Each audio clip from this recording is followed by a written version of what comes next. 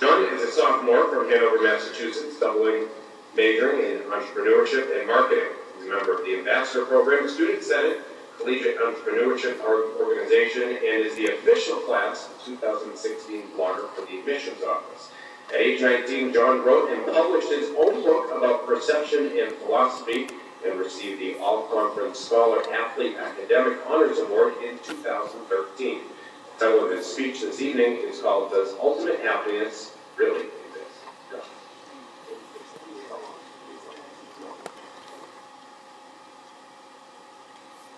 John, if you had one chance to say one thing to the world, what would it be? One day my grandfather asked me this question on his hospital bed as he developed cancer. We were really never that close to begin with, and he was pretty quiet around the family. But I started visiting him a few times a week just to make up for lost time. I would do most of the talking, like updating him with family news and current events, as he would usually just nod every now and then. But this time was different. This time he couldn't stop talking. I wasn't sure if he took his medication or not, but nonetheless I was intrigued. John, I had a dream last night where I was on stage with the microphone and the entire human society was cheering my name. I had one chance to say one thing to the world. I had no idea what to say, no idea, until my eyes saw a 10-year-old child sitting in the front row not cheering my name. For some reason, I think he was the only one who knew the truth. This was the most I've ever heard my grandfather talk. I was confused, but I didn't interrupt. Instead of saying, welcome to the human race, children, we train and condition children like they are runners in an actual race. But we as adults can't admit to the children that we don't know what or where the finish line is because we were brainwashed too. Not many people realize that adults are simply just children who learn how to act in public. See, many people think that once you find love of your life and a high-paying job to satisfy your wants and needs, then you'll be happy. Therefore, you can be successful. And success could potentially be the finish line we train for our children, right? So in order to finish this race, you have to find happiness first. But ironically, you can't find happiness with love or money. With love, you are depending on an external factor. And if that external factor was gone, if that thing vanished, your happiness would be gone as well. And you can't depend on money for happiness either, because money is about numbers, and numbers never end. So if you're going to use money for happiness, then your search for happiness will never end either. If money did lead to happiness, shouldn't the happiest people we know also be the richest people we know? Let's break it down for a second.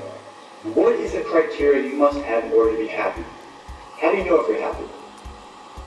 Our culture creates our own obsession with happiness while at the same time taking away the true meaning behind it. If we were happy all the time, it would be impossible to cope with ourselves. Of course, those kinds of happiness we possess, feeling confident and strong, are wonderful. We should embrace those moments since they do not come very often.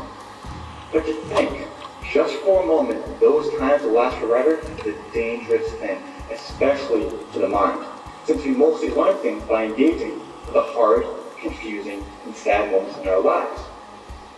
But is the mind a tangible thing? Of course, the brain is a tangible thing, but is the brain the same thing as the mind? See, here's the problem. Our brain, or mind, whatever the hell you want to call it, can never enjoy the present moment because humanity is constantly searching for something more than what is currently in our life, especially nowadays with technology constantly in our face. But that will never be accomplished because if we always want more of something, then there is no limit to stop at. But most of the time, we don't even know what we want to begin with. So therefore, we are searching for something that doesn't even exist, which is absurd. People always argue if the glass is half full or half empty, but I just say screw it and just drink the damn water, because honestly, what is true happiness? What is true success? Is it even possible to reach those limits to begin with if they don't even exist in the first place? Pause for a moment and take a deep breath. John, if you were given one chance to say one thing to the world, I'm going to talk about memories and lessons you've learned throughout your life. You want to help people, I know you do. We all do. But John, when the spotlight was on me, do you know what I said?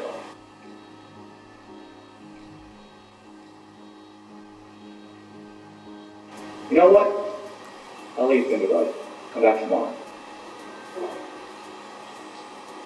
So the next day, I went back to the hospital to hear his answer. But our nurse told me he passed away that night. However, she also told me he left me an envelope. On that envelope it said, "To John, thank you for visiting me. Inside this envelope is what you're looking for. Love, Grandpa." As I slowly opened up the envelope, I found a yellow sticky note folded up inside, with a smiley face on it. Thank you.